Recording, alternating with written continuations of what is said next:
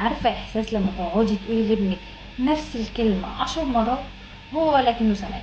بتقولي له قوم يا حبيبي لم لعبك متضربش أختك، كفاية كده، هو ولا هنا. بتبدأي تتعصبي وتزعقي وفي الآخر يا إما تضربيه يا إما تعيطي. طب هو بيعمل كده ليه؟ هو بيتجاهلني ولا مش سامع؟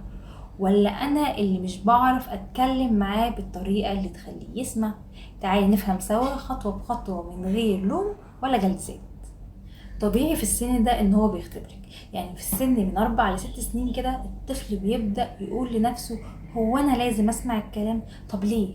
فبيجرب يقول لأ، يجرب يعمل العكس، يجرب يتجاهلك. هو مش عندك كأم، هو بيجرب يستقل ويحس ان له شخصية. ده غير طبعا اسلوبنا بيأثر. يعني ايه؟ يعني لما كل كلامك يبقى اوامر، اعمل، بطل، قوم، اسكت، الطفل بيقلل ودانه تلقائيا، يعني مبقاش بيسمعك. غير كده ان الطفل ساعات بيكون مشغول او في ايده اي لعبة، انت شايفاه ماسك عربية لكن هو في خياله سايقها في سباق وحواليه جمهور. فطبيعي لما تنادي عليه ما يسمعكيش من اول مرة. مش قلة ادب منه، هو بس مندمج. ممكن نكون احنا اللي بنطلب حاجات كتير او حاجات معقدة، زي قوم البس هدومك وروق سريرك ولم لعبك واستعد نروح مشوار. طفل عنده 5 سنين مخه بياخد امر واحد بس كل مرة، فطبيعي ان هو مش هيعرف يعمل كل ده. حاجة تاني، ممكن الطفل يكون زهقان من الأوامر الكتير. لو طول الوقت توجيه وطول الوقت أوامر ومفيش لحظات لعب وونس وضحك، الطفل بيرد بالرفض حتى لو عارف إن عندك حق. طيب دلوقتي أنا كأم أتصرف إزاي؟ إحنا قدامنا 6 حاجات لازم نعملها. اول حاجة اقرب منه واتكلم معاه عيني في عينه وفي نفس المستوى، مش انادي من اوضة وهو في اوضة تانية ويا علي ويا ابراهيم انزلي قدام. لا، انزلي قدامه، بصي في عينه وابتسمي وقولي يا حبيبي ماما عايزاك تعمل حاجة صغيرة، ينفع ولا مش ينفع؟ هتلاقيه بيقولك ممكن ينفع كده.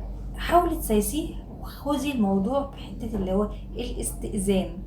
الطفل على فكرة لما بتحسيه ان هو ليه شخصيته وان انت بتستأذنيه وان انت بتحترميه، هو اللي بيبقى بيحب ان هو يعمل لك الحاجة اللي انت عايزاها.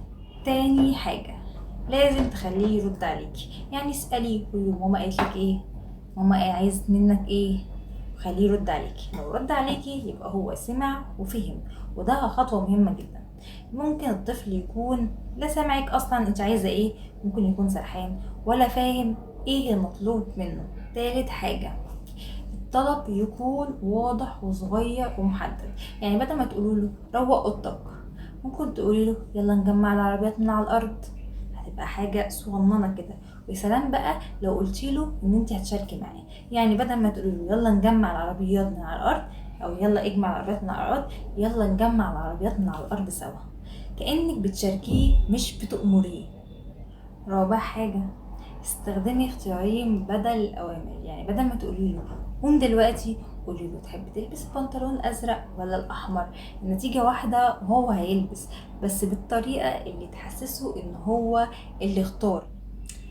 رقم 5، اديله وقت الاستجابة. يعني مش لازم يعمل اللي انت قلتيه في نفس الثانية، عدي في سرك 10 ثواني وبعدها قرري بهدوء. رقم 6، امدحي السلوك الإيجابي على طول. يعني إيه؟ أول ما تلاقيه بيلم لعب لوحده قوله برافو عليك لميت لعبك لوحدك. تاني حاجة ممكن تقولي له أنا فخورة بيك جدا إنك سمعت الكلام من أول مرة. المدح بيشجعه إنه يكرر السلوك بدل ما نركز دايما على الغلط. آخر حاجة أنا عايزة أقولها لك، ابنك مش بيستفزك، هو بس محتاج يتفهم، محتاج يسمع صوت واضح وهادي في حب واحترام. وانتي كمان محتاجة ترتاحي. محدش فينا بيتولد خبير تربية، كل يوم بنتعلم وكل تصرف غلط هو فرصة نعيد التفكير ونجرب طريقة أحسن. وما تنسيش ابنك لما يلاقي أمان في صوتك هيسمعك من أول مرة.